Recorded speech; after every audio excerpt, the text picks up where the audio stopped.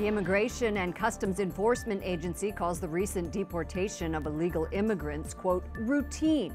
But President Donald Trump sent a tweet saying the crackdown on illegal criminals is merely the keeping of my campaign promise. Gang members, drug dealers, and others are being removed. One case drawing attention is that of Guadalupe Garcia de Rayos, a mother of two in Phoenix who pleaded guilty nearly a decade ago for using a false ID to get a job as a janitor. The government originally declined to deport her, but on Wednesday, she was sent back to Mexico. I can even explain how it is to be without my wife, go in their house and see the house empty without her. It's really hard. Guadalupe's husband says their two children are also heartbroken. Joining us now is Alfonso Aguilar, president of the Latino Partnership for Conservative Principles and the former chief of the U.S. Office of Citizenship. Welcome to the program. Thank you for having me.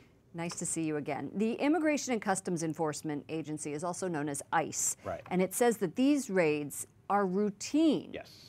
And in fact, planning for them started under the Obama administration. So what's really going on? The raid that took place last week is the same type of raid or the same types of raids happened during the Obama administration. They're not indiscriminate raids. They're not going after everyone door to door. They're actually going after people, undocumented immigrants who have serious criminal records. And that's exactly what happened this time. With Guadalupe? Well, with Guadalupe is an exception. But I will say it is an exception. And it's a sad exception because she clearly didn't pose a threat to her community. But sadly, she had committed a crime and she had been convicted of false impersonation.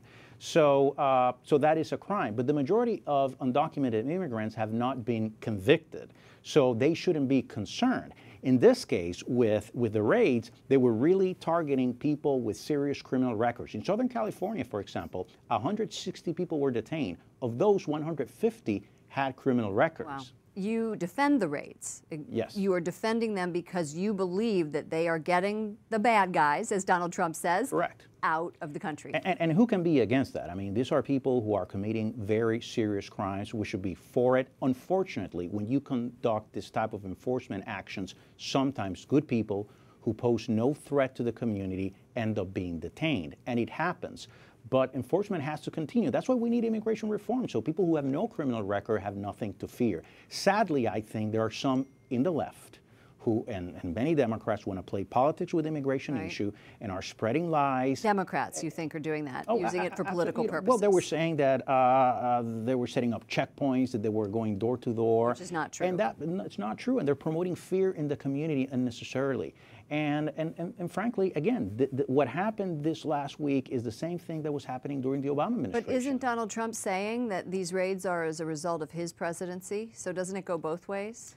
Well, right, but to be fair to Mr. Trump, this is not the beginning of mass deportation, as Democrats are saying. True. Basically, he's prioritizing, and he said in his tweet, he's going after the bad guys, people with serious criminal records. So, in a sense, this is positive, because what he has said is after he builds fencing, the wall in the southern border, and we deport people with criminal records, he wants to deal constructively with those people, undocumented immigrants, who he called terrific people who have no criminal record. In the beginning, though, you were not a big Trump supporter.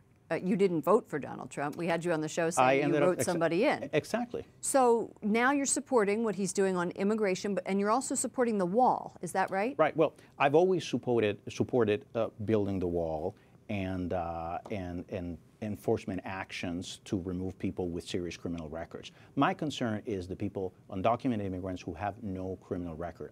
I support bringing them out of the shadows. With Mr. Trump, I was supportive once he won the nomination. I withdrew my support after the immigration speech he gave in Phoenix, where he said that every single undocumented immigrant would have to go back to their home country. But since then, since he won the nomination, his rhetoric has changed and it's much more constructive. He's saying he wants to find a solution for the dreamers. He wants to find a solution eventually for those who are here illegally who have no criminal record. So is that hurting or helping him with Latinos? Well, look, right now I think it's hurting because people don't know exactly what's going to happen. But if Mr. Trump actually, and Brian Priebus the other day said he was working with congressional leaders to find a legislative solution for Dreamers, for those who benefited from DACA. Imagine if they passed that. I mean, people in the Hispanic community are going to start changing their minds. So and would adore the Trump administration for it.